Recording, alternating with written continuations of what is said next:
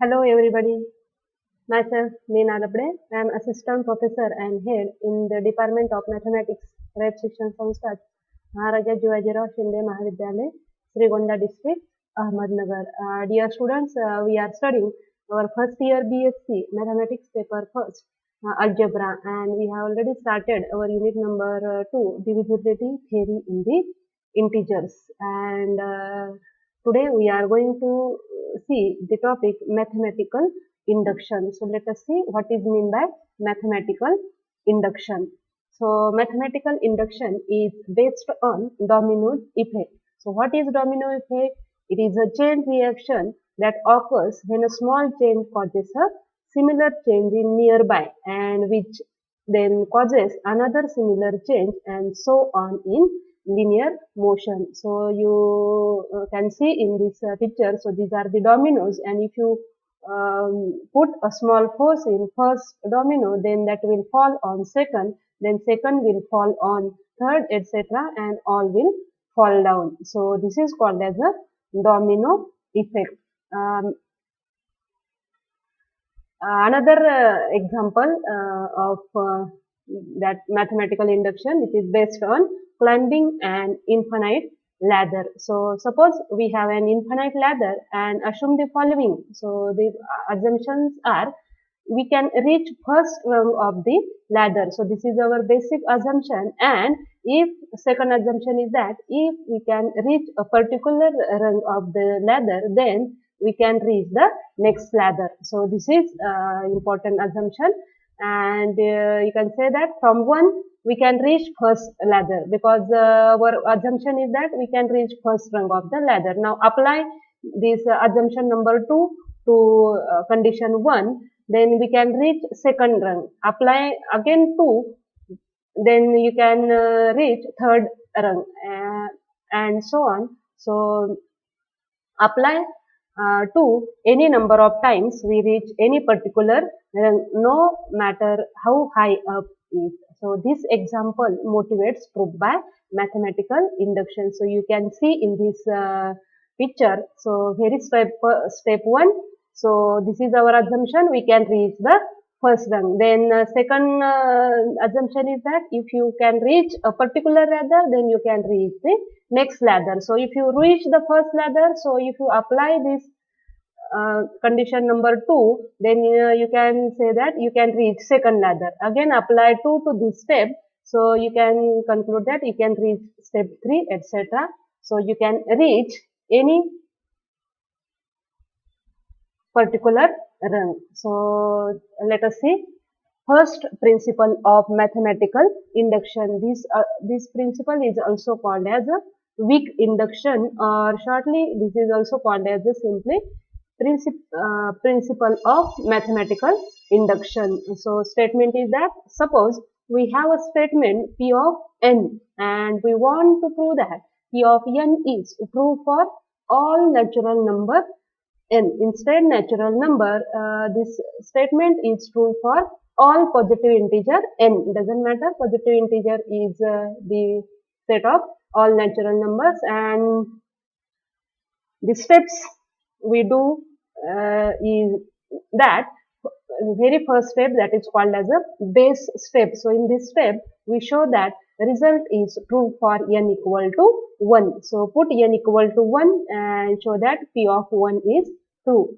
Second step is called inductive step, and in this step show that if pk is true, means we assume the statement is true for n equal to k, and then we prove the statement for n equal to k plus 1. That is, we prove that p of k plus 1 is true for any natural number k, and from these two steps the conclusion is that P of n is true for all natural number n, or P of n is true for every positive integer n. So this is the principle of mathematical induction. So let us see an example. So we have already seen this example, and suppose we have an infinite ladder and assume that we can reach first rung of the ladder, and second, if we can reach a particular rung of the ladder, then we can reach the next ladder.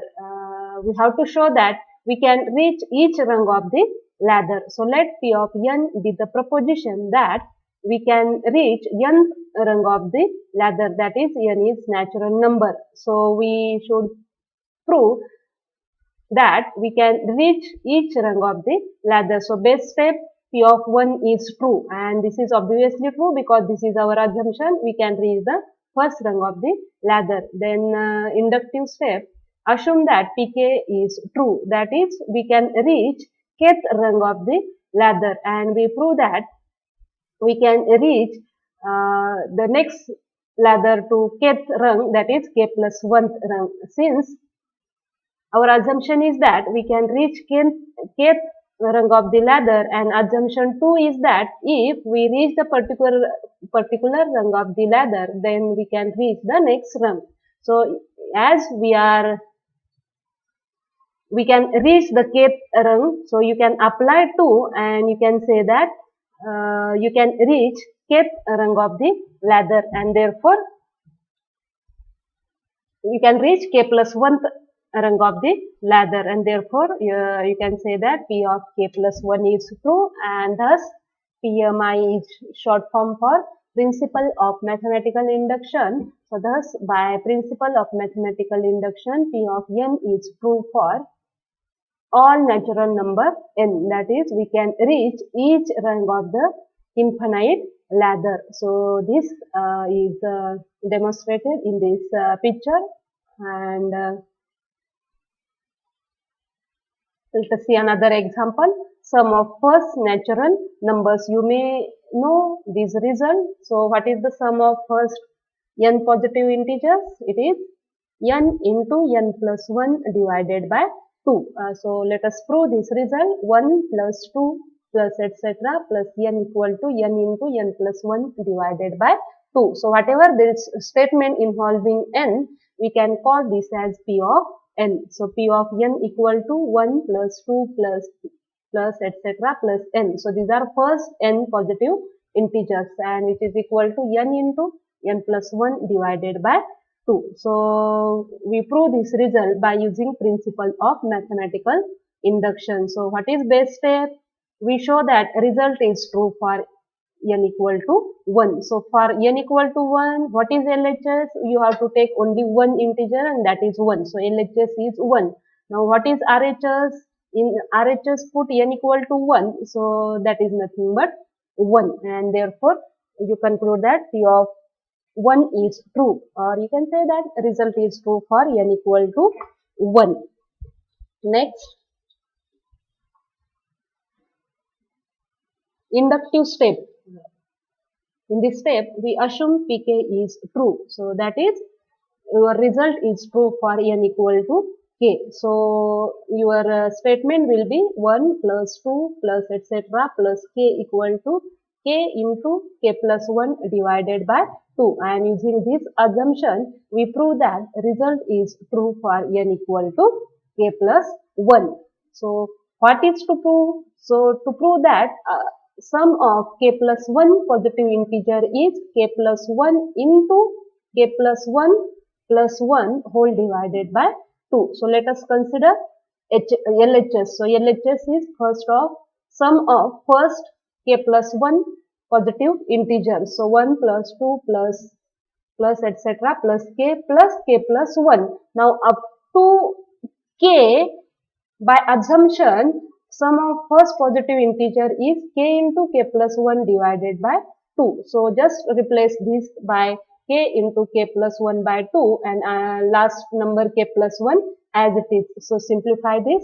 So this is k square plus k plus 2k plus 2 whole divided by 2. So simplify this, you will get it is simply k plus 1. Now this k plus 2 can be written as k plus 1 plus 1 whole divided by 2. So up to k plus 1 integer, sum is k plus 1 into k plus 1 plus 1 divided by 2, and therefore you can say that the result is true for n equal to k plus 1, that is pk plus 1 is true, and therefore by principle of mathematical induction you conclude that P of n must be true for all positive integers n. That is, you will get 1 plus 2 plus etc. plus n equal to n into n plus 1 whole divided by 2 for all natural number n, or for all positive integer n, and this is the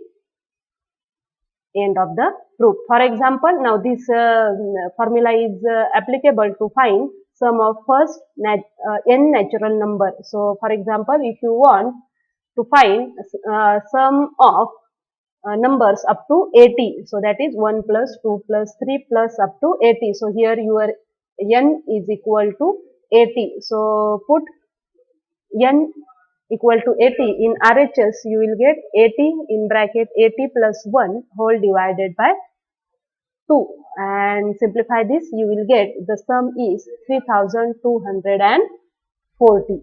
So, this we have proved by principle of mathematical induction, and these are more examples you can solve by using principle of mathematical induction. So, next we'll see second principle of mathematical induction, and this is called as a strong induction. First principle is called weak induction and second principle is called strong induction. So, let us see what is the statement.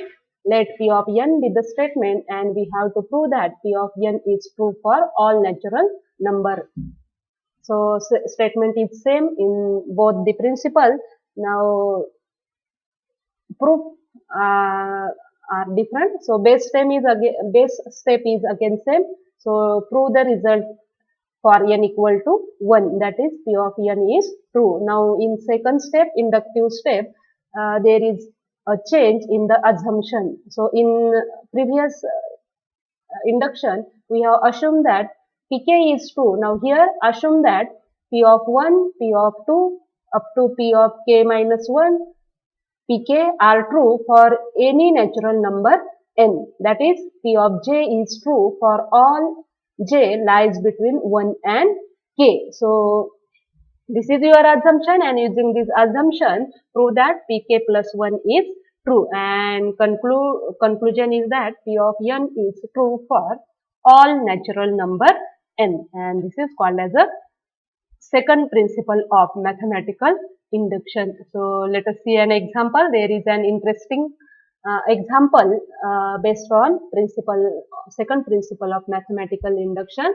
So, let us consider a chocolate bar consisting of 2 by 3 squares. So, total number of squares are 6. So, how many breaks required to separate 6 squares? Condition is that only one break you can make at a time. So, let us see how many breaks we require to separate these 6 squares. So, first apply for vertical break. So, you have divided that bar into 2 bars. Then second vertical break. So, divide given bar into 3 sub bars. Then again you have to separate each square. So, apply first horizontal, that is your third break. Then second horizontal, that is your fourth break, and third horizontal, that is your fifth break. So, apply these 5 breaks, and you will observe that each square is separated, and therefore here 5 number of breaks are required to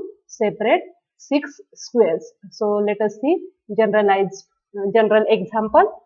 So, consider a chocolate bar consisting of n squares arranged in a rectangular pattern. The bar can be broken along vertical or horizontal line separating the squares, assuming that only one cut, either horizontal or vertical, can be made at a time. So, this is very important assumption, and show that n minus 1 number of breaks we require to break the bar into n number of squares, and obviously we use second principle of mathematical induction. So, let P of n be the proposition that n minus 1 breaks required to break the given chocolate bar consisting of n squares into n separate squares. So, base step P of 1 is true, because if you have a single bar, then nothing to do.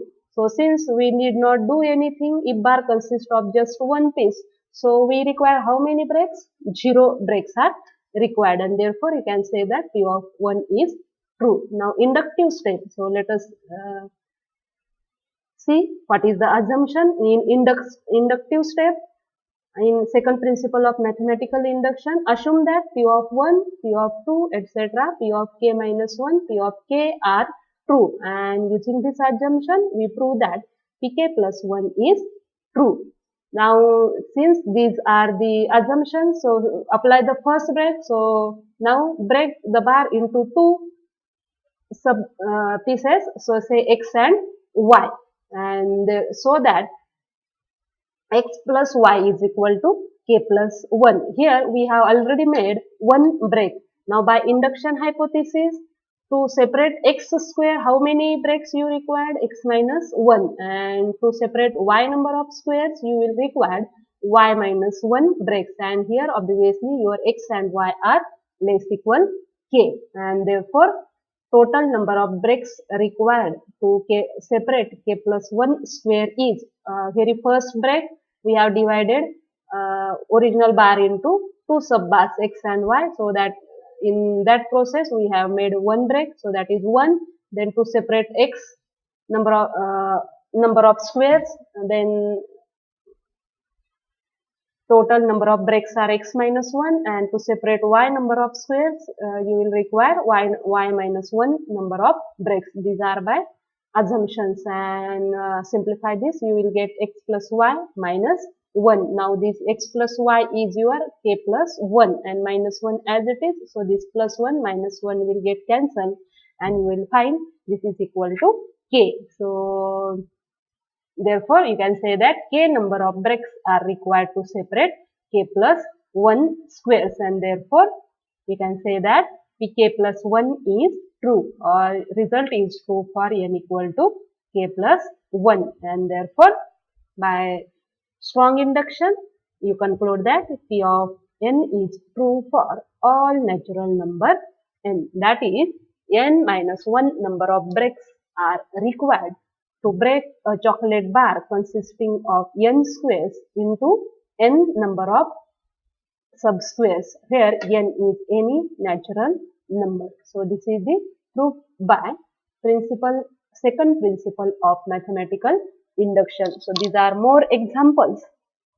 You can solve this by using second principle of mathematical induction. So very first, every positive integer greater than 1 can be written as product of primes. So this is called as a fundamental theorem of algebra, and using second principle of mathematical induction, you can prove this result. So again, you can solve these exercises number 2 and 3 at your own. So this is all about principle of mathematical induction. So let us stop here.